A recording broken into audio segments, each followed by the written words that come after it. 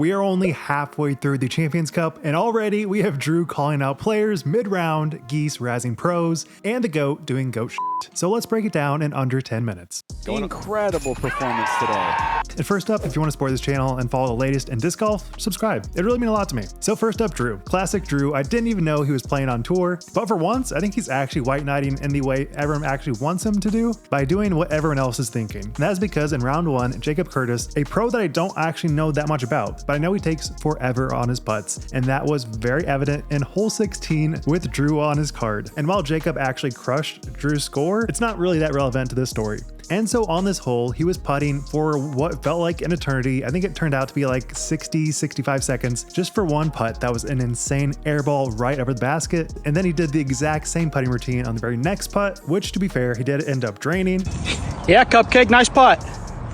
But there was so much wasted time, so many pump fakes, chokes well over the basket. It was just terrible. So Drew said they did call him on a time violation warning on the second putt, but as far as I know, he was never actually stroked. And what's crazier is that he's actually kind of in the mix to be like a top 10 finisher. But I feel like the real standout here is that Drew posted it to his Instagram, which feels like the most troll thing I've ever seen in any modern event. Like to be in a major, filming another pro, and then call him out after he did said thing is crazy. But like other people have mentioned, he has caused massive holdups with an alleged 4-hole backup in other events, so basically everybody agrees he needs to be called on time. And the comments feel very united on this fact.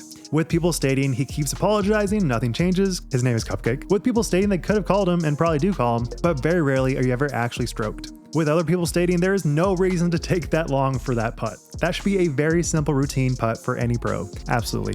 And I feel like this is the best summation of what we could do to propose after 30 seconds has passed and the players still haven't thrown or putted. The rest of the card is allowed to yell at them without receiving warnings for courtesy violations. Yes, that is exactly what I want. And really other pros like Nico and Gannon causing such extreme delays on their putts. While it is annoying, it should not be a player's decision to make the call. It should be, especially for a major, a call made by a marshal. But overall, one of the most hilarious things I think I've ever seen in any major. I wish I could have been there live, but whatever. All right, next up, Paul doing GOAT shit. So aside from Paul, there was plenty of unlikely pros crushing this event, mainly Jesse Nieminen and Andrew Miranda, a local pro from California, I believe, and of course, Jacob Curtis. But even though they had amazing starts, nobody came close to Pablo. Paul truly shot a once-in-a-decade round with his highest ever major round, 1097 rated, honestly should have been higher, with a 14 under on a decently windy day. And there's already pros saying it should have been 1100 rated. While he definitely had great drives and made easy work of his upshots, I feel like without a doubt, the shining component of his play was his putting. And here's a snapshot of what insane things he did that day. Truly doing GOAT stuff. I'm always down to be hypercritical of Paul because he definitely has a lot of rounds that just don't feel like they're worthy of calling him the GOAT. And to go along with that, he's had so many countless rounds where he's close tournaments, but never really pushing for a win and really never having a great tournament since, to me, 2022 Worlds. This is the shining example that he is truly back with so many putts that basically only Gannon can make. With a ton of windy death putts that could go either way, he was dead center with so many of his putts. And especially as somebody that just saw him at Kenzie Wide Open last week, the thing I noticed the most is how casual and smooth his form is looking. He has not looked that smooth in a very long time. So dare I say, I think Paul is officially back, no asterisks. He might have what it takes to get a couple majors this year. Obviously a little early to say that, but I still think it is definitely a possibility. All right, on to FPO.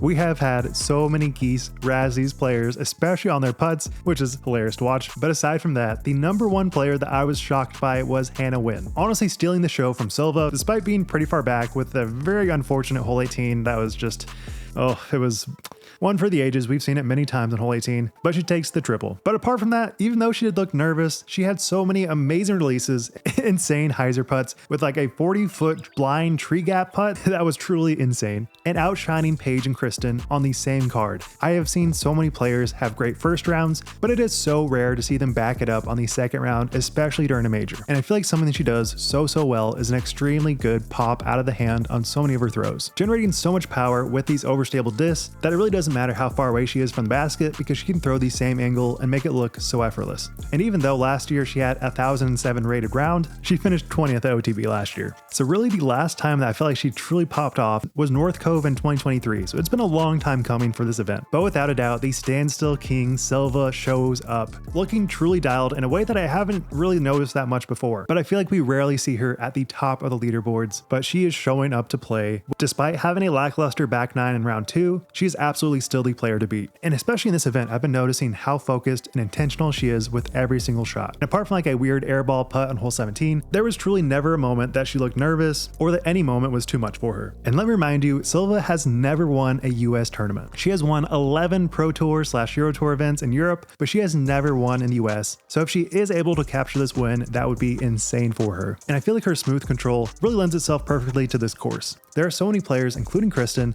that throw these shots that are just a little bit too wide, a little bit too outside, that it puts them really out of range for a birdie. Whereas Silva can throw it dead center and have it be thrown on a rope right to the basket. And so currently she's leading by 3 strokes, and I think absolutely she is the player to beat. And I think if she is able to play consistently well like she has been doing, there's no one else that can take it down. But Silva does have these moments, especially in final rounds, where weird stuff starts to happen and her overall demeanor looks a little bit more shaky. That's not to say she will choke, but I definitely think the potential is still there. And before we end this, I just want to say Paige and Kristen have been looking great, but also kind of bad. Paige's putts have been insanely good. So many good circle 2 putts that I feel like, how is she not crushing? But her drives are just not as good as they need to be. She's playing a little bit more cautiously, maybe still doesn't have quite the distance that you need for a course like this. And then Kristen's just getting really close again and again, but just not hard enough birdies. With a couple of OB drives, a couple of shank shots, it's just looking weird. Like I know Kristen is still in contention and could win this event, but I feel like once again, in a major, she just looks a little bit shaky and I don't really know what to attribute it to. Like on her upshot on hole 18, she throws a forehand that would almost certainly skip right into the water, and so it feels like her decision making is just not quite there, and her putts are just a little short again and again. But hey, Kristen has made a huge comeback in so many of events that will definitely not counter out. And also Big Money Missy does Big Money Missy things and has a 9 under in a round 2, putting her in contention, but I'm still picking Silva. So with that said, what do you guys think about Drew's comments, and do you actually see a world where these time violations are addressed by the PDGA, Pro Tour, anybody else besides the players? I would love to know.